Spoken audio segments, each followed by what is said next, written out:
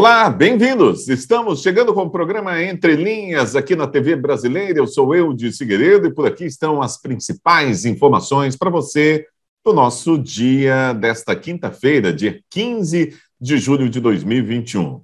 Bom, vamos lá para os destaques dos nossos comentaristas. A gente começa com Divaldo Ceresini. Olá a todos, é sempre muito bom estar aqui com vocês na Rádio Prudente News, na TV Brasileira e também no YouTube. E hoje o meu destaque vai para a reforma tributária, novamente, aquela parte dela que trata do imposto de renda, e está lá na Câmara, sob a relatoria do deputado paraense Celso Sabino. Especialistas ouvidos pelo jornal O Estado de São Paulo indicam que aquilo que ele propôs de mudanças no imposto de renda, para que a gente não tenha um aumento de carga tributária, como foi proposto pelo governo federal, acabará por tirar recursos dos municípios, do Fundo de Participação dos Municípios, o que atrapalharia um pouco o caixa local e faria com que os municípios ficassem ainda mais dependentes do governo federal, por meio de emendas e outros tipos de convênio. É sempre importante a gente lembrar que o cidadão ele mora no município. Só que para a gente diminuir qualquer tipo de imposto, é essencial que haja corte de despesas. Então, fica o nosso apelo para que os deputados promovam, sim, uma mudança no imposto de renda que não aumente a carga tributária, se possível que diminua, mas que não afete as verbas dos municípios, aquelas que já vêm de maneira automática e obrigatória para os municípios. Vamos lá agora para o comentário de Adolfo Padilha. Fala Eudes, fala Divaldo, a toda a nossa audiência. O meu destaque hoje é uma vergonha nacional, né? Eu estava lendo uma matéria ontem de 27 estados brasileiros, 18 ainda pagam pensão vitalícia para governadores, para viúva de governadores. É a farra no Brasil, né? Isso talvez seria uma coisa muito interessante para que alguns senadores e deputados se debruçassem e de uma vez por todas acabasse com essa gorda teta pública que é pagar pensão vitalícia para ex-governadores. É um absurdo, estados gastam milhões e milhões aí que poderiam estar sendo usados na educação, né? Poderia estar sendo usado para infraestrutura, mas não. Está pagando viúvas e ex-governadores dos seus estados. Mas um dia esse Brasil ainda vai mudar.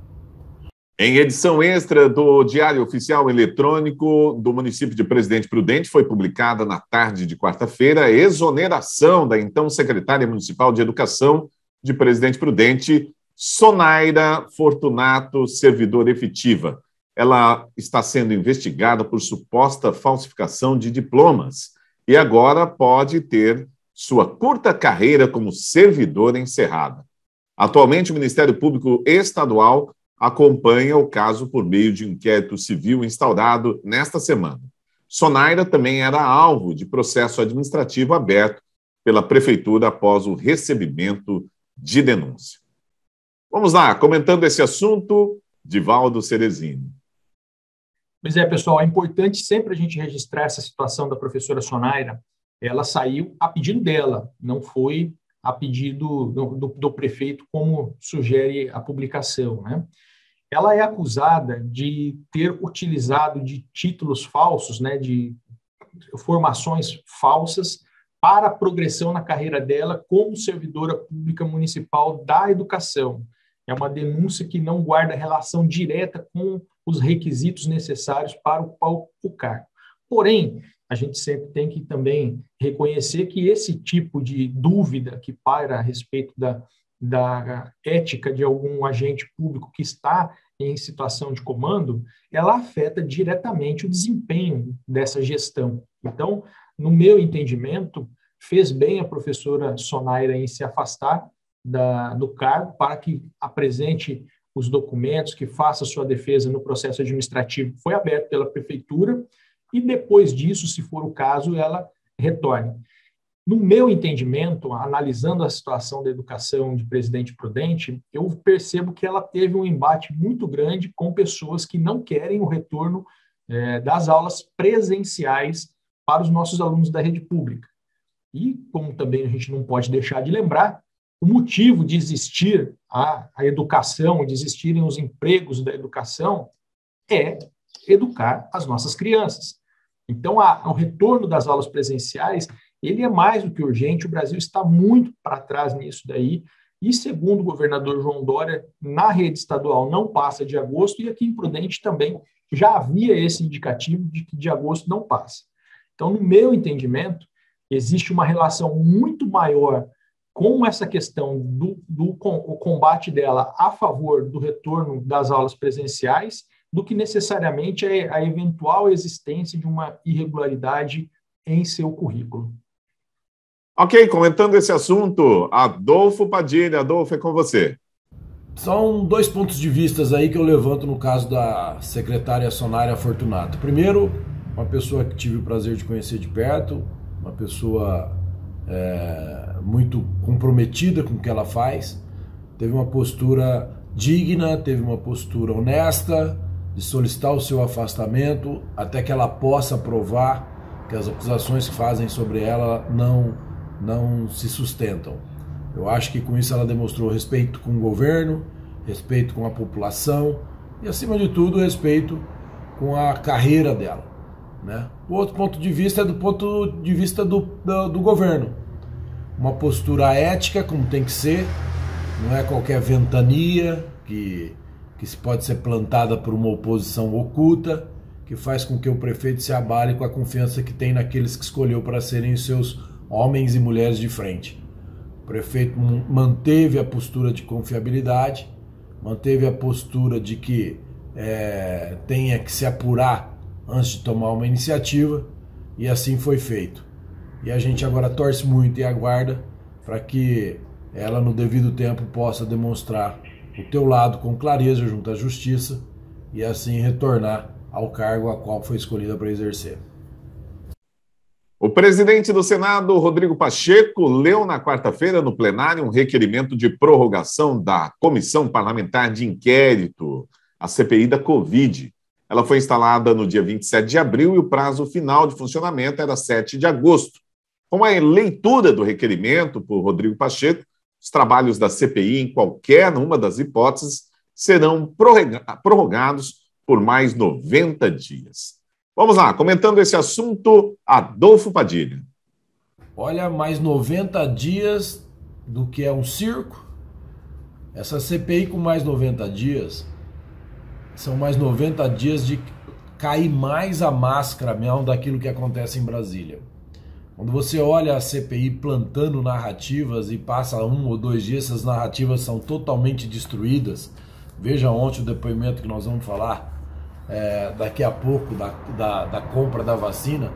Simplesmente só não vê a destruição narrativa quem realmente está bitolado em querer criar uma culpa e criar um ato de corrupção nesse governo acima de qualquer coisa, né?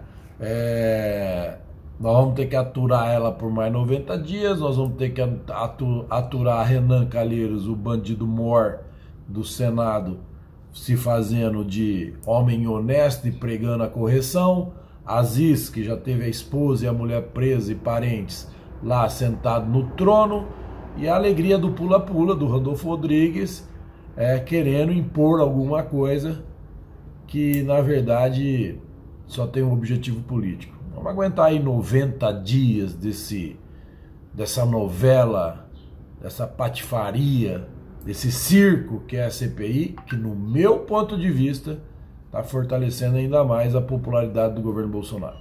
Vamos lá, comentando esse assunto, Divaldo Cerezini. Gostaria de fazer um link com 2 questões que nós já tratamos aqui. A primeira delas foi o fato das pessoas, de muita gente, né, reclamar do STF, xingar o STF, querer o fechamento do STF. Mas na hora de prestar depoimento lá na CPI, corre no STF pedir uma liminar para ficar em silêncio ou para não ir ao STF, como nós vimos alguns governadores também fazer. Ao STF não, perdão, à CPI. A segunda questão, uma queixa do senador Aziz em relação às ações da Polícia Federal, que elas visavam testemunhas que, na sequência, iriam à CPI. E aí a PF abre o processo de investigação, convoca a pessoa para prestar depoimento na condição de acusado, o que eventualmente pode fazer com que na CPI a pessoa produza provas contra si, ela recorre ao STF pelo direito de permanecer em silêncio e o povo brasileiro continua sem o esclarecimento dos fatos. Tem muita coisa esquisita nessa questão da aquisição da Covaxin. E não adianta passar pano. Não estou dizendo com isso que fulano, ciclano ou beltrano agiram de má fé e agiram com o intuito de roubar o povo brasileiro. Mas que tinha gente agindo dessa forma, tinha. Mas cabe à CPI, cabe também à Polícia Federal e ao Ministério Público descobrirem quem são as pessoas e qual o grau de envolvimento delas para que o judiciário possa aplicar a devida punição a cada uma dessas pessoas envolvidas. É para combater a corrupção que a gente elegeu essa turma. É isso que a gente espera deles. Nós pagamos o salário deles para isso. Não é para ficar passando pano, não. Ok. Bom, a gente vai dar um tempinho para o intervalo. Voltamos já já com mais 3 informações que são destaques no dia de hoje, aqui na TV Brasileira e também na Prudente News 1070. Voltamos já.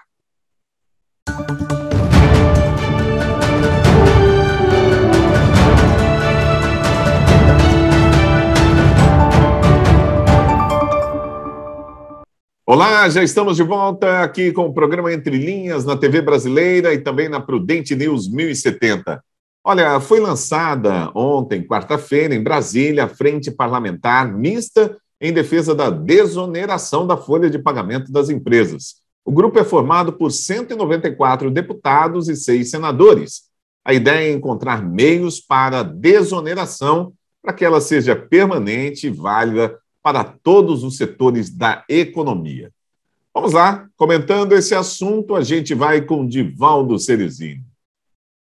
O Brasil é um dos países nos quais se paga mais imposto no mundo e talvez também seja um dos que se tem o pior retorno e todo mundo aqui sabe disso. A gente rala muito para pagar imposto, são 5 meses por ano para a gente pagar a nossa carga tributária e o retorno é muito pequeno. Especificamente em relação a essa questão da folha de pagamento, a alta tributação da folha de pagamento faz com que o trabalhador receba pouco pelo seu trabalho desempenhado e que para o empregador, esse mesmo trabalhador custe muito. Nós temos, além do salário, para o empregador, mais 20% de INSS, depois o funcionário também paga até 11%. Nós temos também fundo de garantia, e uma série de outros penduricalhos que vão se juntando ali na folha de pagamento, de forma que fica muito caro você gerar um emprego. Então, se o empregador ele tem R$ 2.500 para investir em um funcionário, acaba ficando na mão do funcionário a metade disso. Então, é por isso que é muito importante, sim, estudar formas de reduzir a oneração da folha de pagamento. Mas mais importante que isso, é que o governo também tenha eficiência na gestão desses recursos e que o governo custe menos ao nosso bolso, para que a gestão do governo também seja muito eficiente. Porque assim nós vamos poder pagar menos imposto, tanto para a gestão específica desses recursos do trabalhador, que vão ser arrecadados em forma de previdência, em forma de fundo de garantia e outros fundos que existem pendurados na folha de pagamento, quanto também em relação à gestão do próprio governo, ao custo com funcionalismo público, com viagens, etc. Dessa forma, nós conseguiremos reduzir a oneração da folha de pagamento de maneira efetiva, em vez de simplesmente tirar da folha de pagamento e jogar para outro lugar, como a gente sempre está acostumado a ver. Até agora, eu não vi reforma tributária que simplificasse de verdade a vida de quem empreende, de quem gera emprego, e muito menos que reduzisse imposto. O que eu vi foi classes que se organizam e conseguem algum tipo de privilégio, algum tipo de isenção, algum tipo de subsídio, em detrimento das demais classes que não são organizadas. Adolfo Padilha, a ideia é tirar os tributos aí que pesam sobre os empresários, né? Como é que você vê a desoneração da folha? Desonerar a folha é uma coisa que a gente já pede há tanto tempo, né? Há tanto tempo que Mas o que é interessante aqui na matéria é que você veja bem, o que fortalece hoje o Congresso, através do deputado do Novo, que está tomando essa iniciativa com outras frentes parlamentares, que a onda positiva que vive o Congresso hoje com ações do governo federal, cria o clima para tentar se impor essa redução absurda que a gente tem no custo de uma folha de pagamento. Hoje, quando um empresário, um empreendedor pensa em empregar alguém, é como se ele tivesse virado escravo de uma regulamentação absurda, de um custo absurdo, onde muita coisa ali pode e deve ser melhorada, né? Eu acho que a gente não fala aqui em cortar o benefício do INSS, da Previdência, mas outros custos tantos que o patrão acaba assumindo, porque ele já assume de uma outra forma quando ele emite nota fiscal, né? Então é tanto imposto, é tanta regulamentação em cima do próprio empresário que quer gerar emprego, que quer gerar riqueza, que a coisa fica muito cara, né? Fica inviável, é uma conta que passa a ser determinante no seu negócio. E a desoneração de folha de pagamento, não se cabe mais ter uma folha de pagamento tão pesada nos dias de hoje, no momento que nós vivemos hoje, né? Esse meio de pandemia, caminhando para o pós-pandemia, é a oportunidade de agora, a oportunidade da flexibilização, a oportunidade da modernização de um todo dessa relação patrão e funcionário, é agora que tem que mudar, do custo dessa relação patrão e funcionário. Então eu acho que é um bom momento, sim, é um bom momento, como diz o próprio deputado do Novo, para deixar alguns aqui bem nervosos, de que a onda é favorável diante das ações positivas que o Ministério da Economia vem tomando do governo Bolsonaro. Então, eu acho que quem sabe agora passa, quem sabe agora acontece, e o Brasil, ponto a ponto, devagarinho, vai mudando a regra de jogos, de alguns jogos que não acrescentam nada, que sempre tomaram muito e nunca entregaram nada, como o grande número de impostos que a gente tem, e a gente começa devagarinho a olhar um outro caminho a ser traçado para o Brasil. E olha só, a diretora executiva da Precisa Medicamentos, Emanuela Medrades, prestou depoimento à CPI da Covid-19 por mais de 6 horas, ontem, quarta-feira, e negou ter havido ilegalidade ou irregularidade nas negociações envolvendo a vacina Covaxin e o governo brasileiro.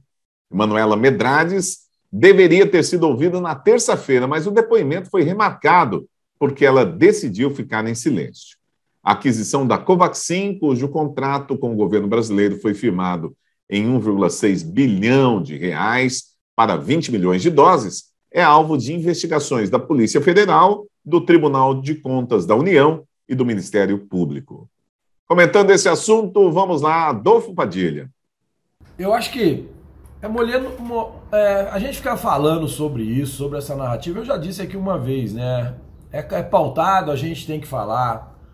Outros aí nadam de braçada, querendo acreditar que o que ele está falando, alguém está realmente acreditando. Não, tem. Pior que tem algumas pessoas que acreditam mesmo, que houve um ato de corrupção sem compra, né?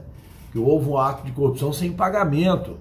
As pessoas, eles fingem não entender o que é um compliance, eles fingem entender o que não são travas para que se evite uma compra errada, que hoje esse governo faz muito e por isso realiza tanto em plena pandemia, né? Tanto dinheiro surgindo, os índices econômicos sendo valorizados, o Brasil tendo uma confiabilidade que nunca teve nessa história, e alguns poucos aqui, marginais do governo Bolsonaro, né? Querendo colocar que o governo não vai bem, que o governo é corrupto, que o governo quis comprar vacina superfaturada. Ontem a diretora ela foi bem clara, mais clara do que isso é impossível. Eu sei que vai vir malabarismo aí de comentário, e pula para cima e pula para baixo, descorrega, para tentar dizer que essa narrativa da corrupção, sim, é a narrativa verdadeira. Mas ontem a diretora ela foi bem clara. O secretário executivo, que foi execrado aqui, inclusive aqui nessa rádio, em alguns comentários, né? O secretário executivo, a diretora ontem deixou bem claro, ele pedia para reduzir preço, ele pedia para antecipar a entrega das doses e ele pedia para aumentar a cota das doses. Ou seja, uma negociação básica, uma negociação, a não ser que você nunca fez uma negociação na sua vida, né? O governo agora, ele é acusado por alguns, veja bem, até por alguns daqui pertinho da gente, de ter pressa para comprar vacina. Mas não era você que discursava que tinha que comprar vacina a qualquer preço? Não era você que discursava que tinha que comprar vacina antes da Anvisa? Mudou agora o seu modo de raciocínio para tentar culpar, colocar uma culpa no governo de que o governo não tem? O que você não vai ver na mídia, para encerrar meu comentário aqui, o que você não vai ver na mídia é que o dono da Precisa, num inquérito aberto em 2017, e hoje está no STF, envolve o Renan Calheiros, esse aí mesmo, que você tenta defender, que está fazendo um bom trabalho na CPI, envolve o Renan Calheiros diretamente ao dono da Precisa num esquema de corrupção, com mesadinha e tudo todo mês. Só que você não vai ver isso na Globo, você não vai ver isso na Band, você não vai ver isso por aí, né? Também você não deve ter muito interesse de ver, você que quer acreditar realmente que o governo Bolsonaro é corrupto. Enfim, o circo continua. Comentando esse assunto, a CPI da Covid, vamos lá com Divaldo Ceresini. A CPI que muita gente quer acabar, exclusivamente pelo fato dela ser comandada por gente bem enrolada, né? Mas olha, eu vou voltar a lembrar aqui vocês. Nós tivemos o impeachment da ex-presidente Dilma, também comandado por gente muito enrolada, e nem por isso ele deixou de produzir um efeito positivo para o Brasil. A CPI já produziu um efeito positivo para o Brasil. Não adianta a gente querer se enganar. Não fosse a ação da CPI, não teria havido a suspensão do contrato com a Covaxin, tampouco a confirmação do ministro Queiroga ontem ou antes de ontem, de que não fará a aquisição dessa vacina pelo mecanismo que estava em andamento, em razão disso, por óbvio, causar prejuízo aos cofres públicos. Então, a CPI, mesmo sendo conduzida por pessoas que também, no meu entendimento, são muito enroladas, para dizer o mínimo, ela já produziu um fator positivo para o Brasil. E tem que se investigar. E, havendo responsabilidades, os responsáveis têm que ter a punição devida na medida da sua responsabilidade, seja quem for, gente. Não dá para ficar passando pano para incompetência, nem para corrupção, muito menos para corrupção. Lutamos tanto para tirar um governo que comprovadamente, pela Lava Jato, e teve corrupção, e agora nós vamos passar pano para quem se aproveita de um governo que tem a pecha de ser um governo honesto para cometer atos de corrupção e denegrir a imagem desse governo? Bom, e agora a nossa última notícia de hoje. A Secretaria de Política Econômica do Ministério da Economia aumentou a projeção para crescimento da economia brasileira em 2021. As estimativas estão no boletim macrofiscal divulgado ontem. A projeção para o crescimento do Produto Interno Bruto passou de 3,5%, 3,5%, para 5,3% nesse ano. Excelente notícia, não é, Adolfo Padilha? Esse sim é o assunto que interessa para quem quer o bem do Brasil, né? São semanas e semanas que os indicadores falam que o Produto Interno Brasileiro aumenta suas projeções, né? Vai para 5,2, 5,3, 5,6, 5,4, 5,3, 5,6. Isso só tem um significado para você que está me ouvindo. E para deixar bem fora, para estragar o dia daqueles que não gostam de ouvir isso. Reflete que as ações econômicas do governo Bolsonaro estão indo pelo caminho certo.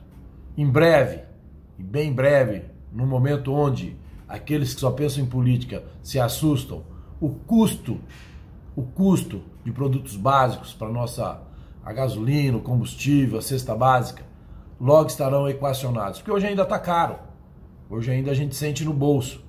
E o governo está preparado para isso. O governo está preparado para que no momento certo, depois que os alicerces econômicos estiverem firmes, estiverem rígidos, que vão aguentar qualquer ventania, a economia aqui para o Baixo Afegão comece a ser sentida e refletida no seu bolso. É só aguardar, é só acreditar, porque o governo age rápido e age sério nas suas bases econômicas, sabendo da necessidade da maioria da população brasileira.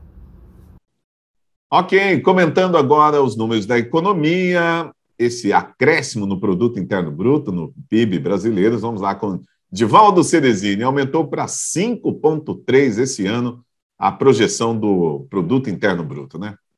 É muito positivo a gente observar o avanço do agronegócio, das commodities como um todo, né? Que, como nós já discutimos aqui em ocasiões anteriores, vivem um momento favorável no mundo e especialmente no Brasil em razão do dólar baixo. Isso faz com que o produto brasileiro ele fique mais barato para quem está fora do Brasil comprar, porque na conversão da moeda, o produtor brasileiro ele acaba recebendo mais em reais, e lá no exterior, como o ganho é em dólar, é em euro, que são moedas que estão muito mais valorizadas que a nossa, fica barato comprar aqui do Brasil. Então, isso favorece o mercado de exportação e favorece a produção do setor agrícola, do setor de mineração, que são setores nos quais o Brasil é muito forte. Então, isso faz com que haja esse aumento no PIB, que é o Produto Interno Bruto. Isso é muito positivo. Mais positivo ainda vai ser quando essas empresas, essas exportadoras, trouxerem os recursos para o Brasil para que a gente também tenha a queda do dólar, porque é a queda do dólar que vai permitir que a gasolina tenha uma redução de preço, que o gás, que está lá nas alturas, e você que está aí tendo dificuldade em comprar o gás, sabe do que eu estou falando, também é só com a redução do preço do dólar que o gás vai ter o preço reduzido. Não tem mágica, não tem subsídio que resista a um dólar tão alto como ele está.